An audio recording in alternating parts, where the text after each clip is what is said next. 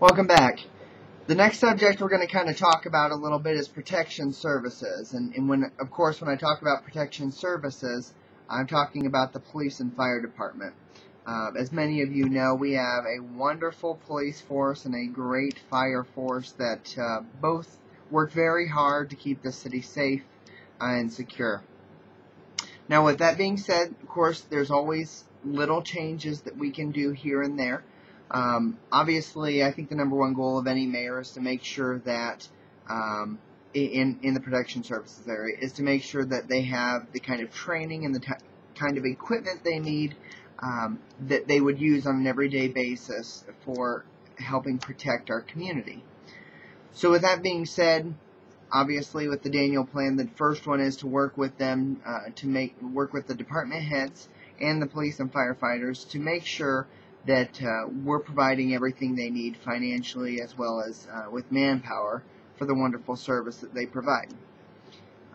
Secondly, of course, as mayor, I want to encourage the chief of police and the chief of the fire department to make sure that they're getting out into the community, make sure that they're offering public safety classes, maybe to fight off attackers for females or males, make sure they're giving fire safety classes, showing how to use fire extinguishers, and making sure that we do the fire smoke alarms. Those are the kind of things that we need to work on, and I know that we're doing a little bit of that right now, but of course we always want to see a higher level of service and a higher level of interaction with our fire and police department with the community. So that's the second thing. The third thing is as mayor, I'd like to make sure that our officers and firefighters are up to date on their trainings and preparation.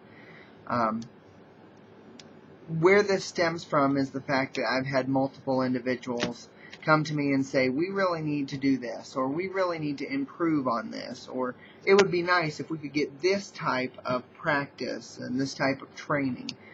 So one of the things I want to do is make sure that we are consistently and continually updating our firefighter forces as well as our police forces on trainings of how to deal with situations, whether it be a car goes into one of the many ponds that we have here in the city limits and they need to be protected and they need to be rescued, or there's a major fire that takes out a whole city block. How can we fight that effectively, making sure that that fire is not leaping from building to building, as well as trying to make sure that we get the individuals that live on the second floor, as well as the business owners or any individuals that may be in there out of those buildings. Those are the kind of things that we want to make sure that we take care of and are forward thinking on.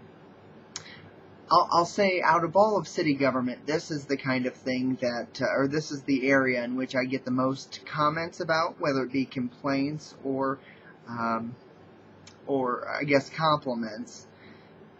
Police specifically is kind of where I get a lot of secondhand and firsthand information from, and so I want to address that real quickly here at the end before I go. The police department is something that is very visible. It's something that is very particular to have, specifically because they're the ones that interact the most with the public. So what does that mean? Well, that means that we need to have the best police force possible. We need to make sure that the individuals that are stopping cars, or the individuals that are helping unlock cars, or the individuals who are breaking up domestic disputes, that they're doing it with the most professionalism possible. So my hope is that in working with the police officers themselves as well as the police chief, that we'll be able to find a common ground, that we can make sure that they are providing that service, that they help us put the best face forward for the city possible.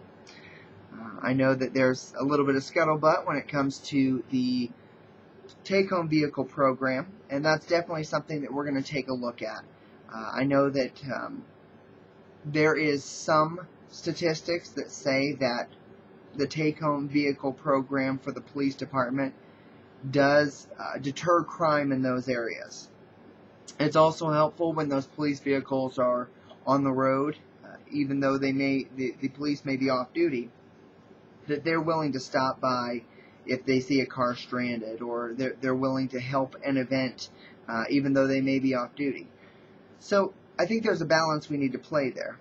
I see that there's a definite need, and in statistics to back it up, that having our police cars in the community, even though it may be at someone's house, there may be a definite need for having those cars within our community. Now, I think there is a different approach when we look outside of the city bounds. There are many police officers and other city workers that live outside the city limits. There has been I've heard a lot of complaints about those police vehicles going outside the city limits and sitting in different communities that may be outside of our city bounds. So we're going to take a look at that and find the most effective and efficient way to use our vehicles and use our equipment. If that means that it is an incentive to live in the city limits as a police officer and those individuals get their vehicles, then that may be one way we go. If it's really going to be a wash financially, then obviously we'll kind of maneuver and see how we can make sure that we're doing the best thing possible with those tax dollars. So overall, I hope that kind of gives you a brief overview of my ideas on protection services. That's obviously just everything, a small amount in a nutshell. There's a lot more that goes with that. Obviously, there's always personnel issues. There's always other ways of saving dollars, budgetary issues. And we'll get to some of those issues later on in a later video, but I did want to kind of give you an update on that. So thank you very much, and I look forward to talking to you the next time.